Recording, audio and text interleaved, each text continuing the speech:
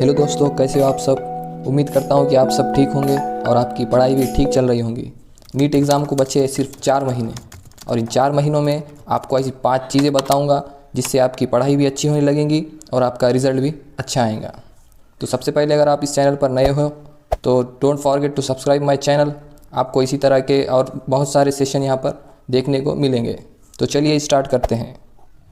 अगर आप सही में चाहते हो कि आपका इस साल सिलेक्शन हो जाए तो मैं आपको आज 5 चीज़ें ऐसी बताने वाला हूँ जिसको अगर आप अच्छे से करेंगे तो आपका सिलेक्शन ज़रूर होगा। Number 1, make your time table. बहुत सारे बच्चे कहते हैं कि सर हम टाइम टेबल तो बना लेते हैं लेकिन फिर भी पढ़ाई नहीं होती। इसमें प्रॉब्लम ये होता है ना कि आप टाइम टेबल आपके हिसाब से नहीं बनाते हो। आपको चाहिए कि आप एक ऐसा टाइम टेबल बनाएं जिसमें आप वक्त का ज़्यादा से ज़्यादा यूटिलाइजेशन करें, जिस वक्त में आपकी ज़्यादा से ज़्यादा और अच्छे से अच्छी पढ़ाई हो गई। बहुत सारे लोग बताते हैं कि आप ये टाइम पर ये करिए, वो टाइम पर वो करिए, ऐसा करिए वैसा करिए। नहीं, आपको टाइम टेबल एक ऐसा बनाना है जिसमें आपका आउटपुट ज़्यादा निकले।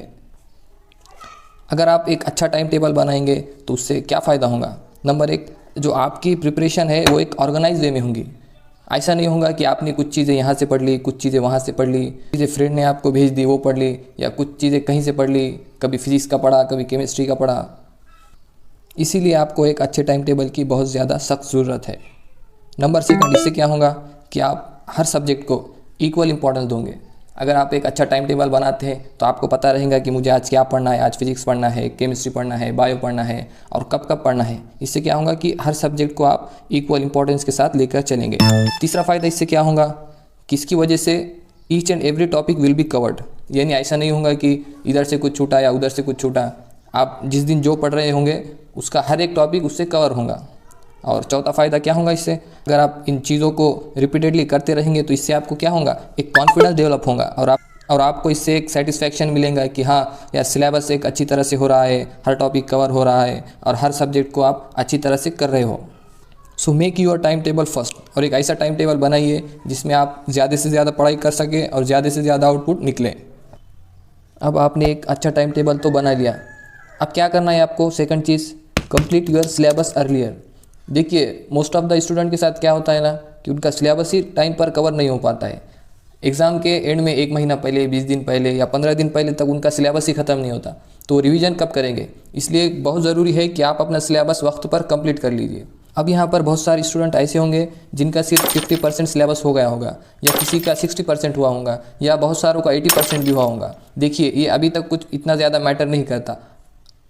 आपके पास अभी भी 4 मंथ बचे हुए हैं। इन 4 महीनों को आप कैसे यूटिलाइज करते हैं, that will be determine your result.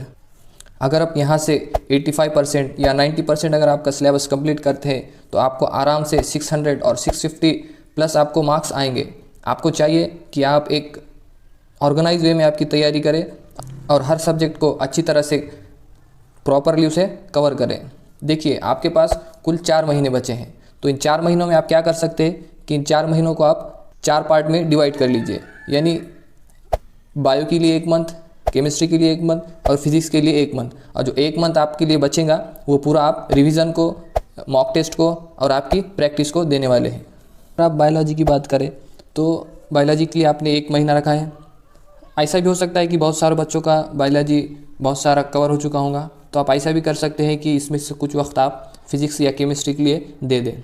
तो इस 1 महीने में बायोलॉजी के लिए आपको क्या करना है, इस 1 महीने में आपको अच्छी तरह से दोनों एनसीईआरटी कवर करनी है। यानी each and every line of the NCERT you have to cover properly. देखिए अगर आप पिछले 5 साल का पेपर अगर उठाते हैं तो आप ये देखेंगे कि जो पेपर बना है वो टोटली एनसीईआरटी बेस्ड है। ऑलमोस्ट 99% जो आपका पेपर आ रहा है वो सिर्फ एनसीईआरटी से ही आ रहा है। यानी आपको एनसीईआरटी लाइन बाय लाइन अच्छी तरह से आनी चाहिए।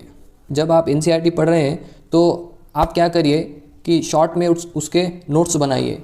यानी 2 से 3 पेज पर ही पूरा एक चैप्टर कवर होना चाहिए। इससे क्या होगा कि जब आपके एग्ज़ाम करीब आएंगे तो आपको पूरी एनसीईआरटी पढ़ने की ज़रूरत नहीं रहेगी। यानी जो चीज़ें आपने नोट की है वही चीज़ों को आप बाद में रिवाइज करेंगे। इससे क्या होगा कि आपके मल्टीपल रिवीजन होंगे, जिसकी वजह से आप सिर्फ बायोलॉजी में ही 350 प्लस स्कोर कर सकते हैं। बायोलॉजी में आपको उतना डीप जाने की ज़रूरत नहीं है। सिर्फ आप अगर एनसीईआरटी भी अच्छी तरीके से कवर कर लेंगे तो आप आराम से एक अच्छा स्कोर बना सकते हैं। जैसे ही आपका चैप्टर ख़त्म होता है तो आपने क्या करना है कि कि जो PYQs है या इंपॉर्टेंट क्वेश्चन है तो आपने उन्हीं को सॉल्व करना है। देखिए बायोलॉजी में आपको उतनी ज़्यादा ज़रूरत नहीं होती है। आप अगर NCERT अच्छे से करेंगे, कुछ इंपॉर्टेंट क्वेश्चन और PYQ सॉल्व करेंगे तो इससे आपका बायोलॉजी कम्प्लीटली कवर हो जाएगा, अच्छी तरीके से तैयार हो जाएगा। ये तो बात हो गई बायो की। अब आप अगर केमिस्ट्री की बात करें तो देखिए केमिस्ट्री में क्या करना है, आपको सबसे पहले जो चैप्टर आपको ईजी लगते हैं वो चैप्टर आपको कवर करना है। देखिए आपके पास हर सब्जेक्ट को सिर्फ एक ही महीना है, आपको जितना मैक्सिमम आप सिलेबस कवर कर सकते हो उतना कवर करने की कोशिश करनी चाहिए। अगर आप इजी चैप्टर पहले करेंगे तो आपके पास बहुत सारा टाइम बचेगा जो आप दूसरे चैप्टर को दे सकोगे। कि सबसे पहले तो आपके जो कंसेप्ट है वो अच्छी तरीके से क्लियर रहने चाहिए। बहुत सारे बच्चों को ये प्रॉब्लम रहता है कि कुछ चैप्टर तो अच्छे हो जाते हैं लेकिन सारे टॉपिक में उनको दिक्कतें आती है। इसके लिए आपका सबसे पहले कंसेप्ट सही होना बहुत ज़्यादा ज़रूरी है। जब आप कंसेप्ट अच्छे से समझेंगे तभी आप उसको अप्लाई कर सकेंगे। इसमें भी आपको क्या करना है कि 2 से 3 पेजेस पर ही आपको पूरे नोट्स बनाने हैं एक चैप्टर के। ये नोट्स आपको क्या करेंगे, रिवीजन में हेल्प करेंगे। जैसे ही आपका चैप्टर ख़त्म होता है आपने क्या करना है कि उसके चैप्टर वाइज PYQ सॉल्व करना है और साथ में कुछ इंपॉर्टेंट MCQs भी सॉल्व करना है। केमिस्ट्री के लिए आपको चाहिए कि आप चैप्टर वाइज PYQ सॉल्व करें। कहीं कहीं पर आपको फार्मूलाज भी मिलेंगे, वो सब आपको अच्छी तरीके से याद होना चाहिए ताकि अगर आपको न्यूमेरिकल्स आए तो वो भी आप अच्छी तरीके से सॉल्व कर पाए। इसी तरीके से हर चैप्टर को आपने पढ़ना है, उससे कंसेप्ट को समझना है, PYQs और कुछ MCQ सॉल्व करना है, फिर उसको रिवाइज करना है और फिर दोबारा से यही साइकिल आपको दोहराना है। इससे क्या होगा कि आपका हर चैप्टर एक प्रॉपर वे में ख़त्म हो जाएगा। देखिए अब अगर आप फिजिक्स की बात करें, फिजिक्स एक ऐसी रैंक को डिफाइन करता है, यानी बायो और केमिस्ट्री बहुत सारे बच्चों का स्ट्रांग होता है। इससे क्या होता है कि आपका सिलेक्शन तो हो जाएगा लेकिन आपका अगर फिजिक्स ज़्यादा अच्छा होगा तो इससे आपकी रैंक उतनी ही अच्छी आने वाली है। बहुत सारे बच्चों को फिजिक्स में दिक्कतें होती है कि फिजिक्स का हर कंसेप्ट आपको अच्छी तरीके से आना चाहिए। बहुत सारे बच्चों का प्रॉब्लम होता है कि उन्हें कंसेप्ट ही नहीं आता है, वो क्या करते हैं कि फार्मूलाज को रट लेते हैं, उसकी वजह से जो एप्लीकेशन बेस्ड क्वेश्चन आते हैं उसमें आप फंस जाओगे। इसलिए आपको चाहिए कि आप पहले कंसेप्ट अच्छी तरीके से समझिए, उसके फार्मूलाज को याद करिए और साथ ही साथ चैप्टर वाइज उसके PYQ और MCQ सॉल्व करिए। इससे क्या होगा कि जो अगर आपको थ्योरेटिकल क्वेश्चन आएंगे तो वो भी सॉल्व हो जाएंगे और most of the part physics का कैसा आता है, न्यूमेरिकल आते हैं ना, तो आपके वो भी अच्छी तरीके से सॉल्व हो जाएंगे। इसके लिए आपको क्या करना है कि अच्छे से कंसेप्ट को समझना है, उसके इम्पॉर्टेंट क्वेश्चन को करना है, पूरे PYQs को करना है। अगर आप इस तरीके से तीनों सब्जेक्ट को लेकर अप्रोच करेंगे तो आपको एक अच्छा स्कोर मिलेगा। आप 650 प्लस आराम से स्कोर कर सकते हैं। 2 चीज़ें तो हो गई कि एक आपने एक अच्छा टाइम टेबल बना लिया, आपने सिलेबस भी कवर कर लिया। तीसरी जो चीज़ है वो है सॉल्व MCQs।